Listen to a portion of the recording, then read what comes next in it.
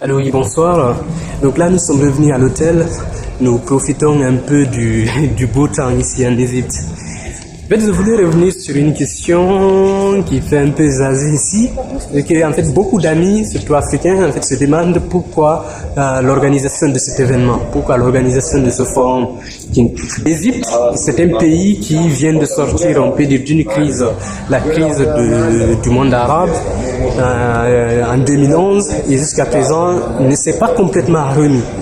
Et là, si on réfléchit en fait en profondeur, on voit que de toutes les façons, en fait, dans le futur, si tu veux investir et chercher à ramener des personnes chez toi, c'est beaucoup plus intéressant d'investir sur les zones.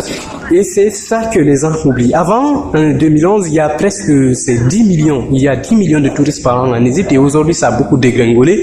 Et alors qu'avec le nouveau président, leur objectif, c'est d'atteindre les 20 millions de visiteurs par an en 2020. Dès 2020, je trouve que c'est trop ambitieux, mais là, ils sont sur la bonne voie. D'où l'organisation un peu de ce forum. Parce qu'en fait, l'Égypte, pour moi, c'est un pays de référence en Afrique.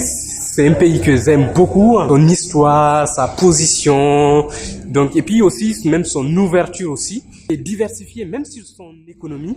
Parce qu'en fait, là, sur ce pays, vous allez retrouver un quart à peu près qui vient de tout ce qui est commerce en gros, commerce aussi en détail. Du fait que l'Égypte est un peu entre l'Asie et l'Europe et l'Afrique, donc il y a beaucoup de commerce donc qui y passe. Il y a aussi un autre cas qui vient de tout ce qui est ressources minières ou du pétrole et gaz. Et il y a l'autre cas qui vient de tout ce qui est travail manuel ou travail manufacturier, ainsi de suite.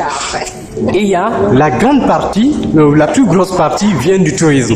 Et c'est ce tourisme-là qui est piétiné depuis. Parce qu'en fait, c'est bien de faire des publicités à la télé ou de faire des publicités, mais ça peut jamais, une publicité ne va jamais en fait remplacer tout ce qui est bouche à oreille.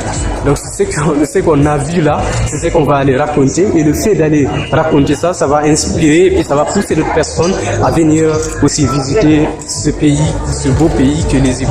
Et pour moi, de mon côté, je suis tout à fait d'accord en fait avec leur investissement. C'est vrai, c'est beaucoup d'argent qu'ils ont mis, mais cet argent-là, c'est de l'argent qui est investi de façon intelligente. Là, ils nous ont gâtés, ils nous ont ramenés dans la plus belle ville en fait de l'Égypte pour vraiment qu'on n'ait que du positif de l'Égypte. Parce qu'en fait, depuis des années, on ne parle de l'Égypte que sur le printemps arabe.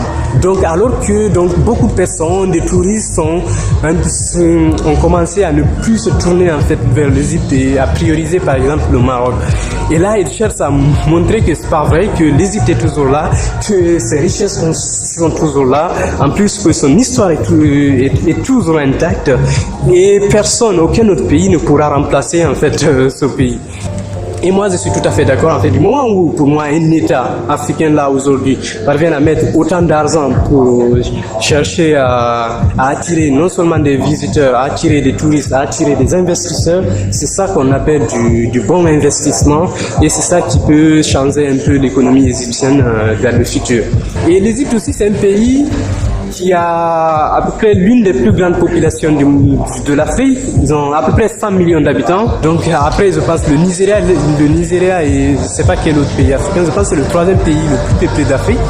Donc c'est un pays qui normalement n'a même pas besoin en fait d'un autre pays pour exister. C'est un pays qui peut être autosuffisant. Et puis c'est un pays aussi qui ne dépend pas de matières premières, ni de ressources seulement pour vivre. C'est un pays qui a une économie assez diversifiée, comme je disais. Il y a le tourisme, il y a tout ce qui est manufacturier, il y a l'agriculture, il y a aussi tout ce qui est commerce. Donc il y a beaucoup d'éléments. C'est pour ça, pour moi, c'est vraiment le pays de référence en Afrique. C'est le pays dont beaucoup de pays africains devaient même s'inspirer. C'est pas en fait un pays qui va juste miser toute son économie sur des matières premières. C'est pour ça lorsque je vois des pays comme la Guinée ou parfois le Nigeria qui à peu près misent beaucoup en fait sur leurs matières premières ou sur leur pétrole, un peu aussi comme l'Algérie.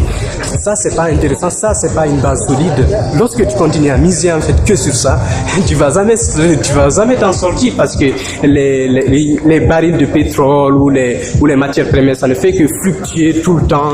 Donc tu vas jamais être stable et tu vas pas être indépendant. Et l'Égypte a l'avantage d'avoir pu en fait diversifier son économie aussi par chance, parce qu'en fait le pays est quand même très bien positionné. Et en plus c'est un pays qui a donc beaucoup de population. Donc du moment où tu as beaucoup de population, automatiquement tu peux avoir en fait beaucoup de consommateurs. Donc t'as même pas besoin en fait de coûte que coûte aller vendre ce que tu produis à d'autres pays. Donc eux ils peuvent déjà même se suffire.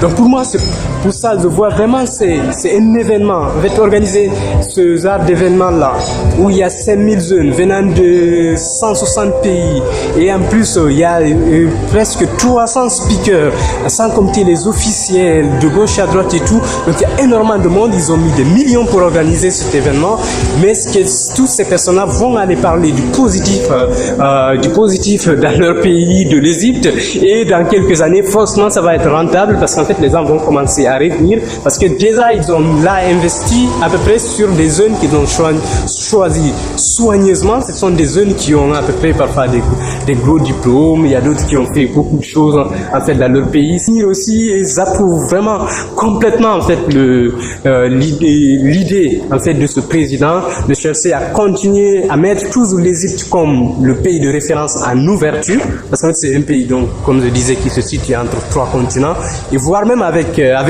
les États-Unis, parce que le premier pays qui a plus de liens entre les États-Unis et ici c'est l'Égypte.